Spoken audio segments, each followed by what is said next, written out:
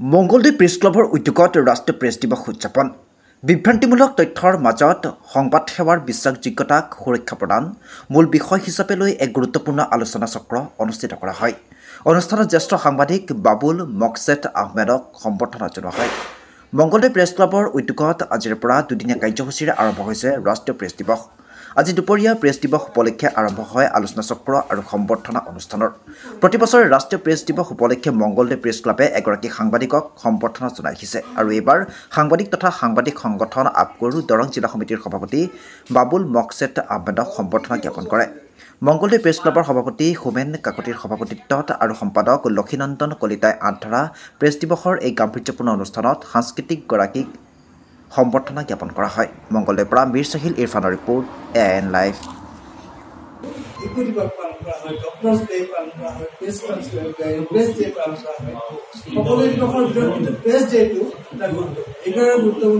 Press ডেটো কিন্তু মানে কি এই প্ৰেছ ডেটো চৰকাৰী ব্যৱস্থা নাই।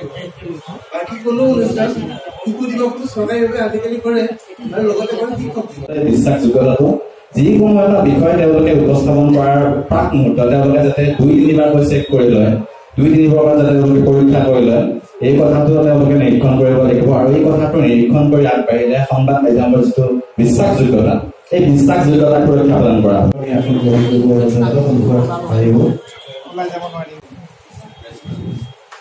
সম্পাদক তথা মঙ্গলদৈ প্ৰেছ ক্লাবৰ সভাপতি মাননীয় মুকুল ৰাজ শৰ্মাদেৱ।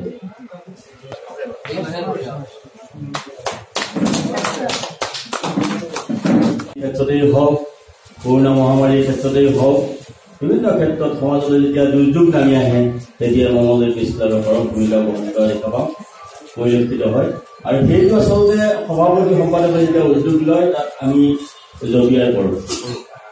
গতিকে এই প্ৰেছ ক্লাবে যি মোক আজি পবিত্ৰ ক্ষণত যি সন্মান যাচিলে তাৰ কাৰণে মঙ্গলদৈ প্ৰেছ ক্লাবৰ সভাপতি সম্পাদক প্ৰমুখে প্ৰতিগৰাকী কৰ্মীলৈ মই মোৰ অন্তৰৰ পৰা শুভেচ্ছা জ্ঞাপন কৰিছোঁ।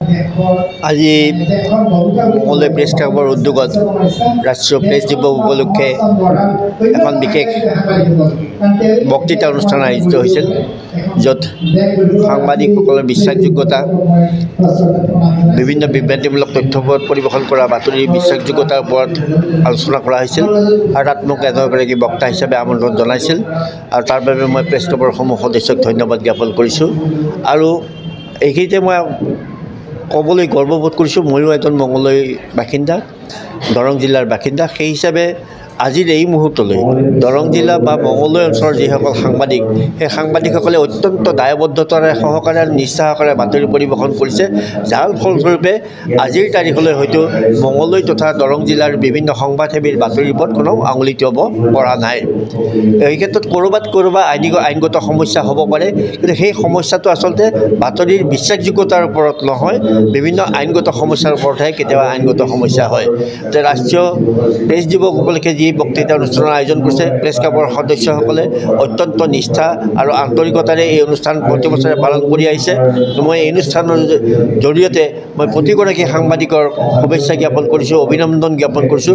লগতে প্ৰেছ ক্লাবৰ উদ্যোগত আজি প্ৰেছ ক্লাবৰ এগৰাকী সদস্য অগ্ৰদূত কাকতৰ সংবাদদাতা মকছেদ বাবুল আহমেদক যি সম্বৰ্ধনা জ্ঞাপন কৰা হৈছে, যাৰ সম্বৰ্ধনাৰ জৰিয়তে অন্ততঃ প্ৰেছ ক্লাবে তেখেতসকলৰ নিজৰ দ্বাৰাই এগৰাকী সাংবাদিকক স্বীকৃতি প্ৰদান কৰিছে। ই নিশ্চয় এটা প্ৰশংসনীয় প্ৰচেষ্টা।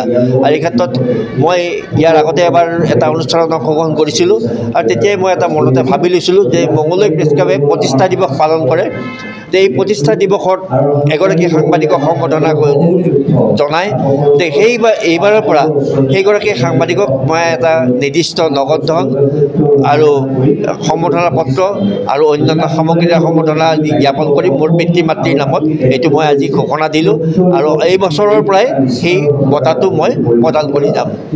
আজি মঙ্গলদৈ প্ৰেছ ক্লাবৰ উদ্যোগত আজিৰে পৰা দুদিনীয়া কাৰ্যসূচীৰে ৰাষ্ট্ৰীয় প্ৰেছ দিৱস উদযাপিত হৈছে আৰু এই ৰাষ্ট্ৰীয় প্ৰেছ দিৱসৰ আজিৰ এই আলোচনা চক্ৰ আৰু সম্বৰ্ধনা অনুষ্ঠানত মঙলদৈ প্ৰেছ ক্লাবে মোক সম্বৰ্ধনা জ্ঞাপন কৰিছে এগৰাকী সাংবাদিক হিচাপে। গতিকে মই মঙলদৈ প্ৰেছ ক্লাবৰ সভাপতি সম্পাদককে ধৰি প্ৰতিগৰাকী সদস্যলৈ আন্তৰিক শুভেচ্ছা আৰু ধন্যবাদ জ্ঞাপন কৰিছোঁ।